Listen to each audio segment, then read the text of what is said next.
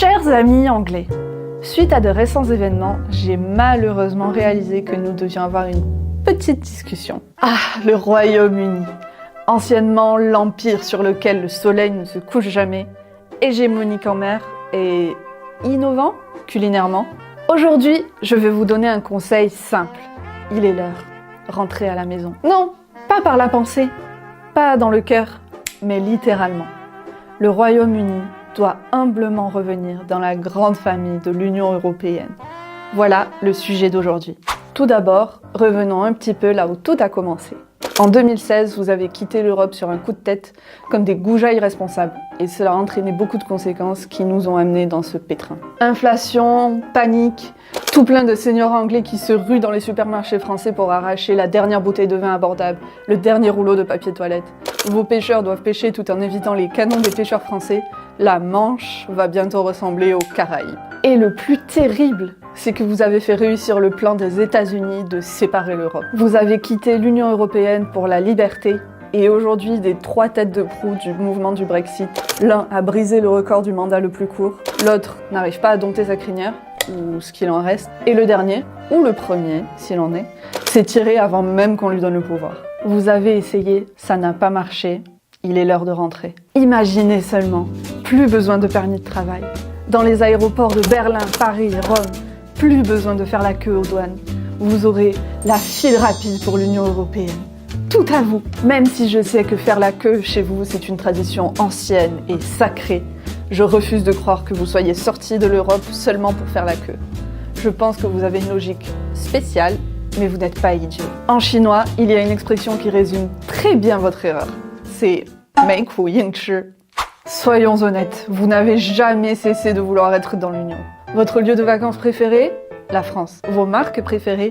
Dior, Chanel, Louis Vuitton, Yves Saint Laurent? Françaises. La majorité des restaurants 5 étoiles de Londres sont français. Admettez-le, votre allure élégante de gentleman vient en mangeant des escargots et en buvant un Château Lafite de 82, tout en faisant semblant de parler 2 mots de français. Et essayez de prononcer le R de bonjour. À vous en arracher les amygdales pour voir. Ainsi, soyez réaliste. Même votre anglais a tout piqué aux Français. Seulement, vous le prononcez trop mal. Mais ne vous inquiétez pas. Je suis sûre que dans quelques dizaines d'années, vous pourrez à nouveau le parler, comme vos ancêtres disaient il y a quelques siècles. Restons sérieux. Le plus important, c'est d'arriver à admettre ses erreurs. Certes, vous avez fait une erreur en quittant l'UE, mais nous n'avons pas été parfaits. Quand les Américains ont jeté tout votre thé dans la mer, nous sommes restés à rire de notre côté. Quand les Américains ont tiré leur premier coup à Lexington, nous leur avons même donné de l'argent de poche. Quand les Américains vous ont vraiment chassé de chez eux, on leur a même offert une méga figurine. Effectivement, c'était de notre faute à l'époque. Mais ne gardons pas de rancœur personnelle. Vu l'énergumène qui est sorti 200 d'années plus tard outre-Atlantique, il vaut mieux se serrer les coudes. Vous savez qu'il a posté récemment un montage photo de lui en pape?